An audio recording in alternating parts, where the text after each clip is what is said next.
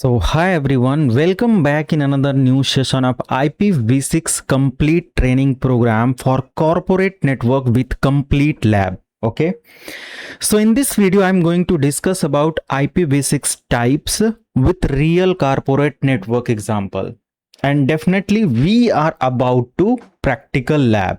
Okay, and continuously, as you know that I am uploading video for IPv6. I uploaded class 1, class 2, class 3, class 4. Multiples of sessions are there for IPv6.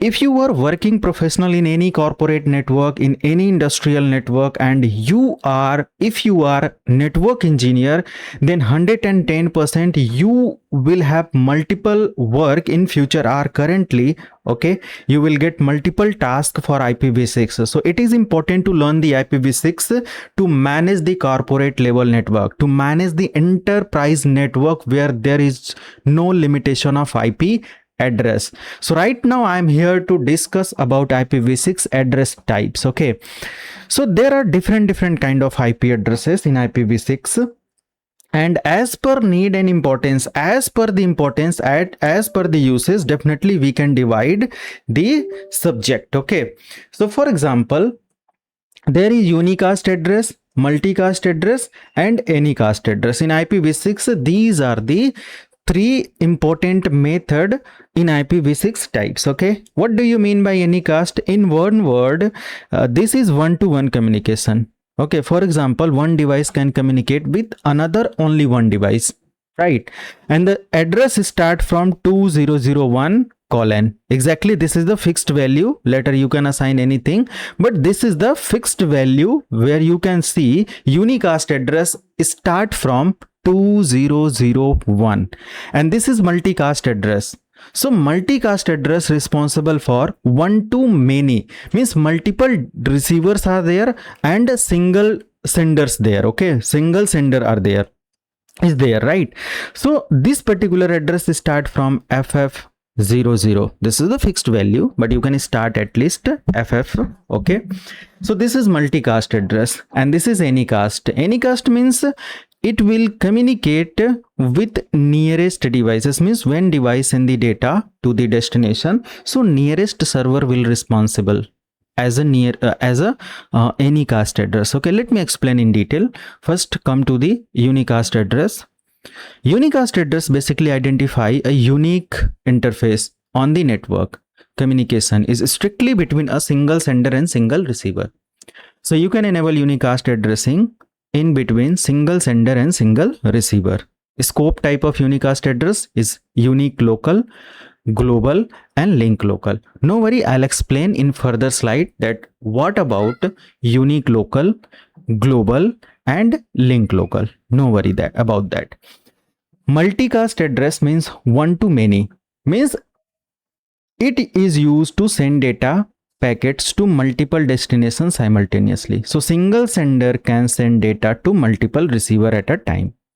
Okay, like IPTV meetings for corporate network, multiples or candidates can attend, or multiples of devices have access of multicasting communication. Replaces IPv4 broadcast functionality.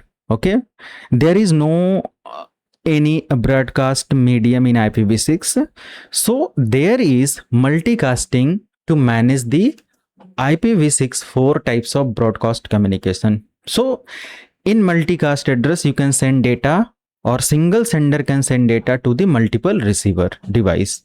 Okay, and what do you mean by anycast address? Means one to nearest device. Okay, for example, when you access Google from India, you will get Indian Google server. When you access Google from another country, same device, using same device, you will get nearest server from are specified by the anycast address. Okay, so you will communicate with nearest server with the help of anycast address. So anycast address we can assign our same anycast address. Okay, single anycast address we can assign for multiple devices, but the network route the packet to the nearest active interface. Okay, it will route your packet to the nearest device. Okay, like same IP address, we can assign on multiple devices. Typically, this type of configuration we can implement on local DNS server. Okay, not only local DNS server, we can implement on DNS, internal DNS server. So as per internal DNS server, for example, if you want to connect, for example, let me show. This is server A or site A, and this is another site B, this is another site C, and this is another site D. Okay, so yes, you can assign same Anycast address for all devices, for all interfaces, and when users send the request to the any particular server, so nearest DNS will be reply. If there is any problem in nearest DNS communication, so second nearest DNS or server will reply. That is possible only through Anycast address. Okay, let me clear through more detail or more example. So let me give an example. Okay, try to explain me more to clear the concept for Anycast address. For example, this is the device. Okay, this device want to communicate on behalf of Anycast address. So device send the send query on behalf of Anycast. Okay, so there will be routing protocol.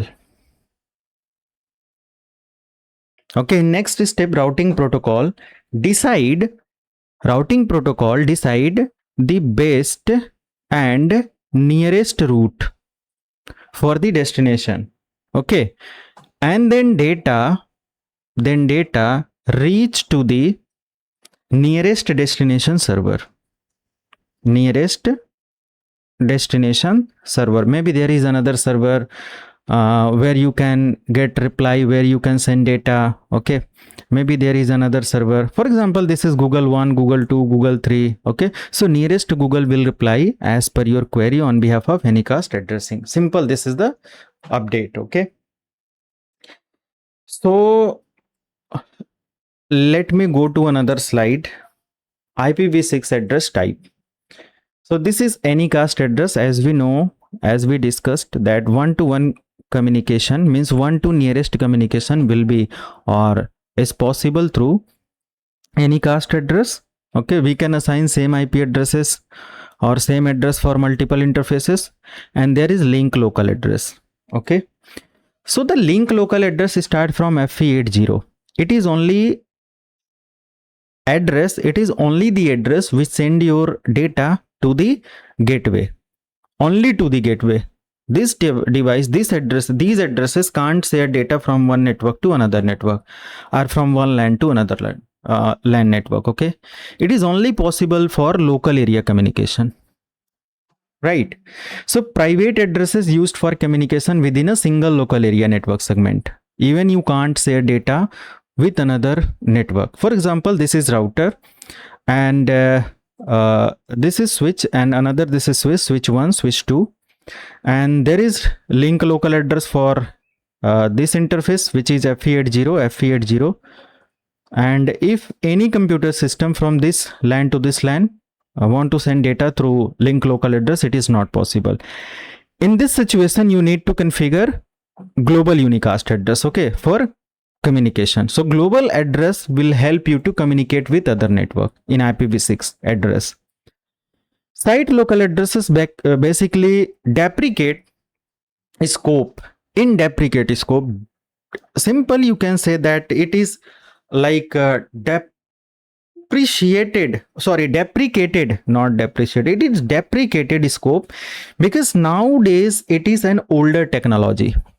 Okay, to connect two sites together, instead of using these things, we have global unicast and other types of communication system, right? But site local addresses in IPv6 is deprecated scope, and we can connect two sites through site local addresses. Okay, and if you want to connect another, if you want to send data from any site to internet, then you need to go with global unicast address, global unique addresses. Okay, and global addresses send the data from your network to internet. This is the address which will help you to communicate on with internet. Okay, and then multicast definitely start from ffx. Okay, ff, and start from 2, and then xxx, facx, and fe80. So these are the fixed value in starting, okay, to recognize the address in IPv6. Okay, now multicast address deal, you can send the data to the multiple destination at a time, right? So let me give some example for each addresses. Okay, let me give some example. We have done about Anycast address. Now you can see this is link local address. Okay, so within local area, if you want to send the data within local area, it is possible to configure your network with link local address. Okay, like address prefixes start from fe80. So these are the fixed value. Okay, first block is fixed with this value, with these addresses. Okay, fe80 type of address uses the designated prefix fe80, and automatically it will configure when you enable these interfaces. For example, this is f0/0, this is f0/1. When you enable IPv6 on these interfaces, automatically link local address will be activated. Okay, and as a previous conversation, as we know that previously we have done that link local address only communicate local area network devices together. Means local area, this device can send the data with the help of link local address to this gateway only. Means router link local address cannot bypass the data from this to this. Okay, even cannot cross the router to connect with another, to send the data to the another network. So if you want to connect the data, if you want to send the data from this device to this device, it is possible to assign global address on each interfaces. Okay, so you don't need to assign these link local addresses on this interface. It will, I said, it will automatically activate on the interface when you enable IPv6. When you enable IPv6 for this interface, link local address automatically activated. Okay, and then if you want to send the data in between this to this, it is important to configure global address. Okay, come to the next point, site local address. So it is deprecated nowadays, but you can connect two sites together. If you want to connect head office with multiple branch office, you can use site local address. Okay, so these addresses start from FEC0 and designated to site connectivity, organization connectivity, but you can't route your packet on internet. Only site to site connectivity possible through this. But right now we have better option instead of this type of communication. Okay, so come to the next point. If you want to send the data to the any global internet, any public internet, it is important to configure NAT66, something like that, to route your packet on internet, but it is deprecated type of technology nowadays. And see, this is the global unicast address. This will help you to connect on internet. Okay, connect with internet if you want to send the data to the internet. Okay, so global unicast address means you can enable this and configure these type of addresses to communicate through ISP or internet. Okay, so identify by the global routing prefix start from 2001 like that. Global reach means through this type of addressing you can connect on internet, and you can send the data, route the packet for internet traffic. Internet routed traffic you can manage through this, and yes, it is equivalent or it will help you to connect with IPv4 as well as IPv6. Okay, means you can map both version. Okay, and one more thing, these are the important thing which will help you to recognize IPv6 types of addresses. So link local addresses, for example, this is the router, this is my internal router, and this is Ethernet 1 and this is Ethernet 2. So when we enable IPv6 on these interfaces, automatically link local address will be activated, right? So the starting 10 bits are fixed. And next 54 bits are 0, and last 64 bits for customer ID or interface identification, including 64 bit, including EUI address and all, right? Including 16 bit customer ID and 48 bits MAC ID. As per previous session, we have done the theoretical part already. And now site local address. So start from FEC 0 type of network. So this is the interface for this site. This is the address for this site, and this is the address for this site. So you can connect two sites together where starting 10 bits are fixed, next 38 bits set to 0, and next 16 bits define private IP address, next 64 bits for customer ID. Okay, so this is the example of site link local address. And what about global address? Global address means you can reach on internet through global address. So global IPv6 addresses are the equivalent of public IPv4 addresses, and global addresses can be routed on public internet. Means you can use global IP address in IPv6 to route your packet on internet, and it always start from or begin from 2001. And this is the simple example of global address. Okay, global IPv6 address, and the first 3 bits are the fixed. Okay, in this first 3 bits are fixed. The next 13 bits are top level aggregation identifier, which is called TLA ID. Okay, so next 13 bits are TLA ID in global addresses IPv6, and next 8 bits are reserved for future use.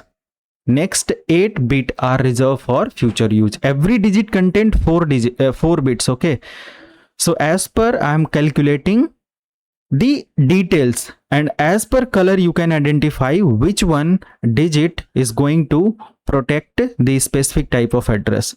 Now you can see the next 24 bits address are the next level aggregation identifier, which is NLA ID, like ISP and all. So these are the 24 bits, means 4, 4, 8, 12, 16, 20, 24, like that. Okay, so these are the NLA ID, and next 16 bits are the site level aggregation identifier, which is SLA ID. Okay, so next 16 bits are for SLA ID, and last the final 64 bits are used as the interface ID or as the customer ID. Okay, so this is simple things which we need to understand before doing any lab for IPv6. Now we are ready to configure IPv6 topology, IPv6 addresses for corporate type of network with lab. Okay, so yes, in next video I'm going to practical how to use IPv6 addresses and all. Thank you so much. Have a good day.